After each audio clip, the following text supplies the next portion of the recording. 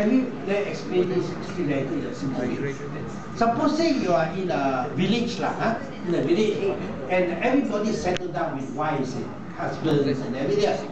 Very nice, very peaceful village and all that. Then suddenly, one bachelor came along. A bachelor is unattached, okay? He's a free radical, he's unattached. He's not paired with any electron. He comes along. He goes to the village, you see a young girl there, or somebody's wife. You go and snatch the person's wife. So when you do is what happens, you actually unpair the couple. You unpair it, the husband becomes unstable really. Because he has lost his wife or girlfriend because you are bachelor went to the village and snatched the girl, or snatched a husband or snatched a wife, okay? He becomes unpaired. So you unstabilize the family. The family is a molecule thing.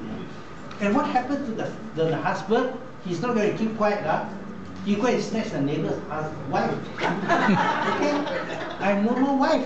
This bachelor came and took my wife away. You unstabilize the neighbor.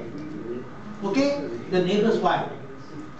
And when that neighbor's wife becomes unattached, he will snatch the next one. And so there's a chain reaction. And this free radical act in one fraction of a second, very tiny fraction, because it's very reactive. A chain reaction.